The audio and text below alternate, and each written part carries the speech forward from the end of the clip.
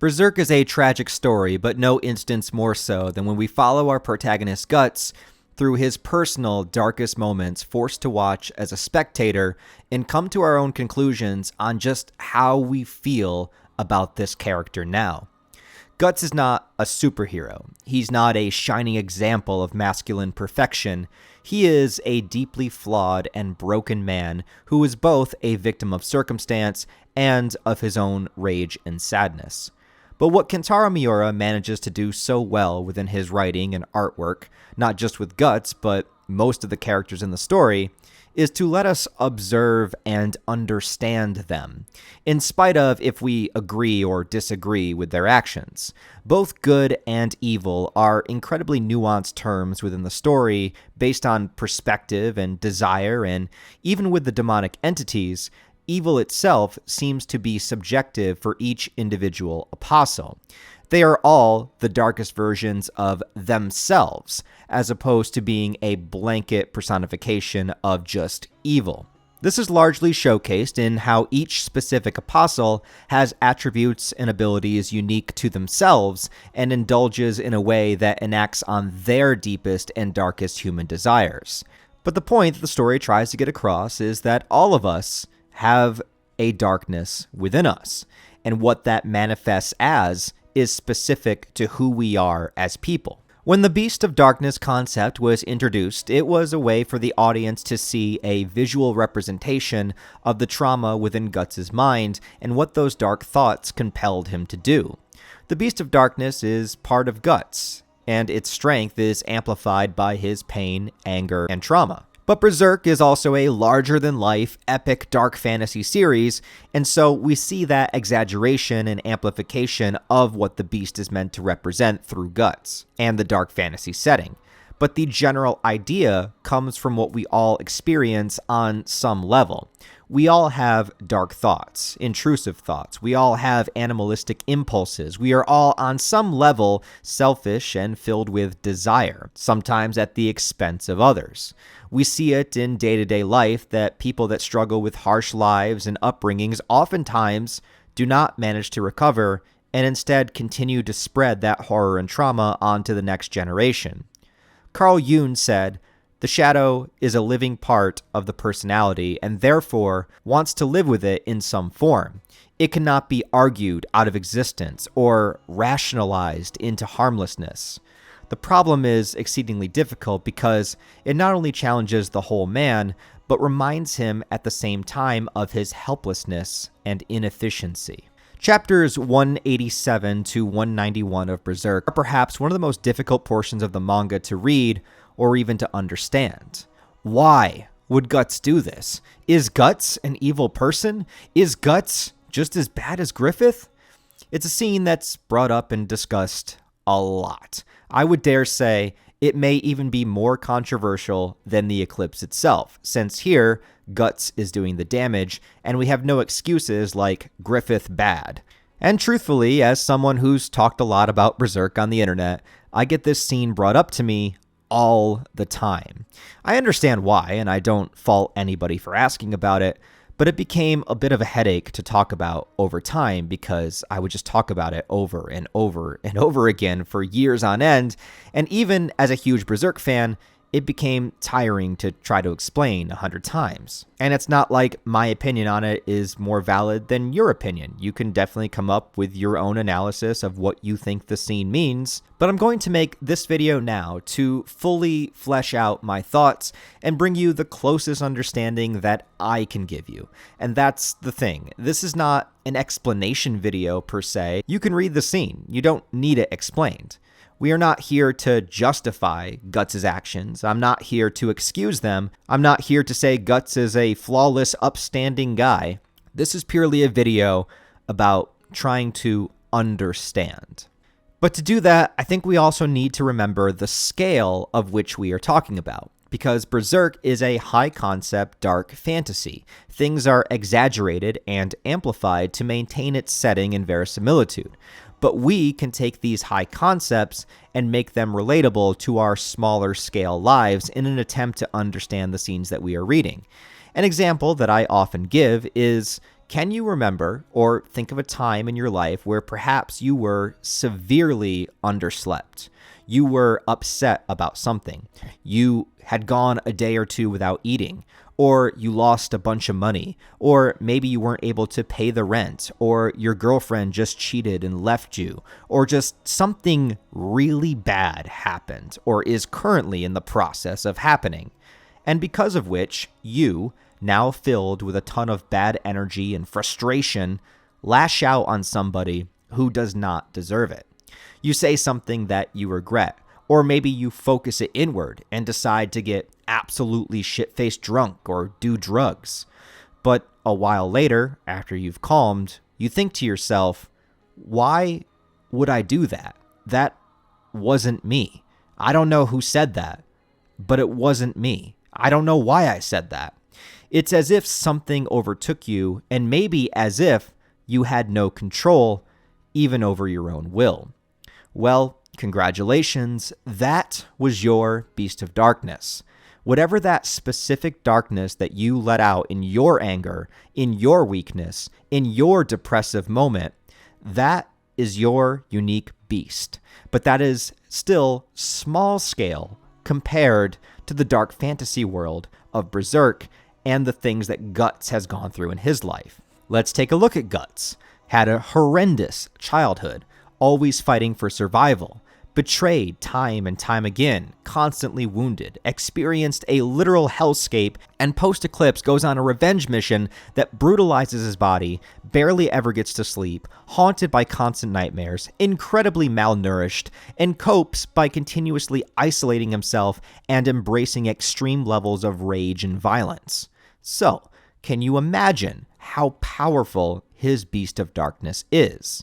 Remember a time that you lost control with yours. Now think about Guts' life. And again, this is not a video to excuse his actions. This is just a video about understanding them. Guts begins traveling with Casca, but due to the brands on their bodies, they are constantly haunted by demonic entities. Unlike the Golden Age days, Casca is as helpless as a child. Guts not only has to fend for his own life, but also Casca, who is like taking care of a full-grown toddler.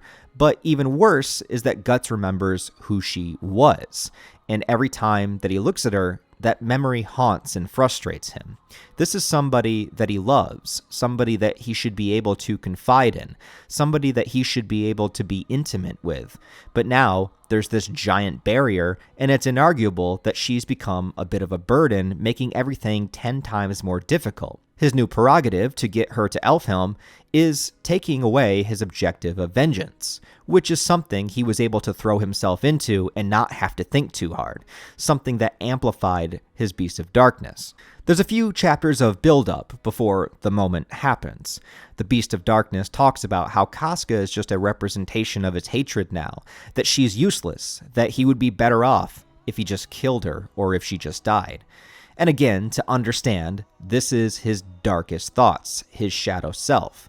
Maybe some of you have not experienced similar intrusive thoughts, and to that, I would be envious of you, but probably most of you, there have been a time where you've just been so frustrated with someone that you wish they would just go away. Now, obviously, that's not what you really want, because you do love them, but the shadow is still a part of you, just not one that you want to give energy to or act upon. This is why they're called the intrusive thoughts. Because you are a rational and reasonable person, you know that these thoughts are horrid and you wouldn't act on them. But once more, put those thoughts on a massive dark fantasy story scale and imagine them through the lens of somebody who has had as much trauma as Guts. Those intrusive thoughts are not just passing by, they are on the forefront of his mind, and it terrifies him that they are. It's not who he wants to be, but it's there. Chapter 188, Casca is getting in the way, putting herself in more danger as Guts tries to protect her. Guts can't talk to her or reason with her. She can't comprehend the situation that she's in, and a spirit gets into Guts for a moment, and he chokes her out of frustration. Soon he's able to expel the spirit, but just that one action of violence has now driven Casca even further away from him, making her fearful, adding to more of the frustration and complications of their journey. He reluctantly has to tie her up. There's nothing else he can do. She's fighting it, complaining, None of it is her fault, of course. She can't understand. But during all of this, Guts is still fighting. He's still underslept. He's still malnourished. There's nobody else to watch their back. And that anger inside of him still wants vengeance. And the only thing holding him away from that vengeance is Casca. Chapter 189. The fatigue is ruining me. She grows distant. Guilt also sets in. There's no way to wipe away the 2 years that I left her behind. All that time, I left her alone. Guilt, anger, frustration, sleeplessness, memories of the past, pain, all of it leads to this moment. Casca gets attacked by a group of bandits attempting to assault her, recreating memories of the eclipse, and in an act of instinct, muscle memory returns, and Casca slays and kills them. Guts only happens upon the scene, seeing her with a sword surrounded by corpses. She puts the sword then onto Guts, and he manages to disarm her, pins her down, and then the moment. This moment happens. His mind goes numb, darkness takes over, and whether it was the memory of her former self seeing her with the sword, maybe the sight of seeing her naked, or taking power over her because she attacked him, all of this negativity reaches its boiling point, and Guts hits his lowest moment ever, enacting on pure, dark, primal desire to take over this person and letting the beast thrive. Make her food for your malice. Guts, the deeply flawed character that he is, sunk to this level. Another quote from Yoon: "If you comprehend the darkness, it seizes you. It comes over you like the night with black shadows and countless shimmering stars." Once again, there is no justifying this. There is no positive spin to put on it. This is wrong and evil, and it is shown as such. It's hard for us to cope with because we're seeing it manifested through the protagonist. We are staring in the face of what becomes of darkness that is not coped with, trauma that is not healed. But here's the thing, and the reason why we can still follow and root for Guts as the series goes on: accountability and regret. Unlike the apostles who give themselves over to darkness indefinitely, Guts does manage to stop himself, only after leaving a mark on Casca, a twisted inversion of their romantic encounter when she says she wants a scar she can say he gave her. Well, now she does. Guts is effectively horrified with himself, with the knowledge that that part of him exists, and now it's hurt not just himself, but it's hurt somebody that he loves. Hurting himself he could handle, but now it's gone too far. And it's the reason that Guts accepts companions on his journey when Farnese, Serpico, and Isidro arrive. Although he doesn't tell them outright the reason, that's what it is. Chapter 191, I am shuddering at my own sinisterness. Guts continues to try to take specific measures to not allow this to ever happen again. It sucks that it had to happen at all, and it's also still to be addressed by Casca since her sanity has returned in the story, and it will be up to her if she chooses to forgive him or not. Again, Guts is not a superhero or a morally upstanding example, and part of what makes him and the story so powerful is how broken and flawed he is as a character. But the strength that exists within that is that after hitting these lows, he continues to try to do better. He's not perfect, and not everything in life can be made amended, but Guts has put his life on the line, saved, beaten himself to near death, pushed and persevered, all for Casca's sake, and has done everything in his power since this moment to try to get her healed, to try to make sure she's safe, and to try to give her the best life that he possibly can. I find it most interesting that if anybody in Berserk has a reason to throw everything away and embrace their evil side, it would be Guts. And yet each time he sinks low, he manages to find a way to stand back up and try to do better. Not always successful at it, but there's always the attempt. And in a story where we see countless others reach pits of despair and throw their humanity away, Guts uses that despair to struggle, endure, and contend against it. Again, none of this is meant to excuse his actions in these chapters, but to explain why it was important to show in a story that's about overcoming darkness and surviving and persevering in spite of it. Look, I'm no expert at this stuff, not when it comes to Berserk, Carl Jung, or my own shadow work, or even story reviews and analysis. I'm just a guy that likes this shit and gives you my opinions on it in video form. I'm not looking to change anybody's mind or tell you what your interpretation of the story should be. But the Beast of Darkness being a manifestation of Guts' shadow self, combined with the themes and points of the story that I understand, makes the most sense to me, and it makes sense why this scene was included. I know some people want the Beast of Darkness to be an actual demon or something outside of Guts, but to me, that ruins the whole point. I know some people will never forgive Guts for this moment, and I can understand that. But this is how I see the scene. A horrible low point for Guts that we can view without endorsing, but with understanding. So I hope this video works to share my full opinions on the scene, why I think it was included, and what I think it means for the characters. If you disagree, that's okay, but this is just what I think. As always, thanks for watching, guys. I do appreciate it, and I'll talk to you next time.